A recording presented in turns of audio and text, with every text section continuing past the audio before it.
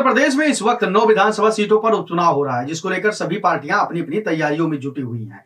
इसी कड़ी में उत्तर प्रदेश की कानपुर नगर की सीसामऊ विधानसभा सीट पर उपचुनाव की रणनीति तैयार की जा रही है। समाजवादी पार्टी ने यूपी चुनाव 2022 में इस सीट पर अपना कब्जा जमाया था। यहां से इरफान सोलंकी जीत दर्ज कर विधानसभा पहुंचने में सफल रहे थे।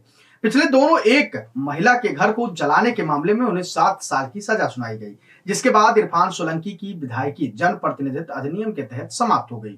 उत्तर प्रदेश में 9 विधानसभा सीटों पर हो रहे उपचुनाव के तहत सीसामऊ में भी चुनावी प्रक्रिया तेज है। यहां से समाजवादी पार्टी ने इरफान सोलंकी की पत्नी नसीम सोलंकी को चुनावी मैदान में उतारा है। उनका मुकाबला भाजपा और बसपा के उम्मीदवार से होना तय है। वहीं भाजपा ने अपने प्रत्याशी के तौर पर सुरेश अवस्थी को चुनावी मैदान में उतारा है। माना जा रहा है कि इस बार भी यह मुकाबला सीधे तौर पर सपा और भाजपा के उम्मीदवार के बीच में है, इसलिए इस सीट पर राजनीतिक माहौल गरमाई हुई है। इरफान सोलंकी का इस सीट पर अच्छा खासा दबदबा दिखता है। हालांकि लोकसभा चुनाव में इस सीट पर भाजपा और सपा के बीच कड़ा संघर्ष देखने को मिलता रहा है। यहां से भाजपा उम्मीदवार को बढ़त भी लोकसभा चुनाव में मिला था। ऐसे में उपचुनाव की रण बेहद महत्वपूर्ण हो गया। इस सीट की जातीय समीकरण भी हार जीत का कारण बनती रही है। सीसामऊ विधानसभा क्षेत्र में एक अनुमान के मुताबिक मुस्लिम मतदाताओं की संख्या करीब 1,11,000 है, जिसके बाद ब्राह्मण वोटर करीब 70,000 है। तीसरे स्थान पर दलित वोटर आते हैं और उनकी संख्या करीब 60,000 है, जिसके अलावा कायस्थ 26,000, सिंधी एवं पंजाबी 6,000, क्षत्रिय 6,000 और अन्य पिछड़ा वर्ग 12,411 वोटर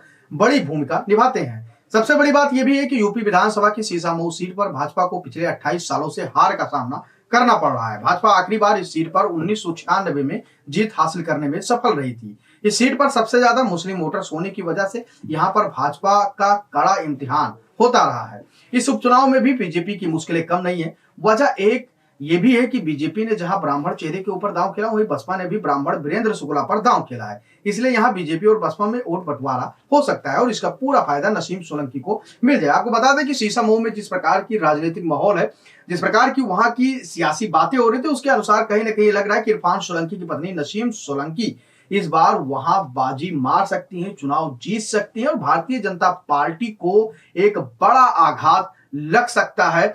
अब देखने वाली ये बात होगी कि क्या नसीम सोलंकी अपने पति का परचम लहरा पाती है, अपने पार्टी का परचम लहरा पाती है या नहीं। आप अपनी राय हमें कमेंट सेक्शन में दे सकते हैं। वैसे आपको क्या लगता है कि सीसामऊ विधानसभा सीट का उपचुनाव कौन जीत रहा है? आप अपनी राय हमें कमेंट सेक्शन में दे सकते हैं। धन्यवाद।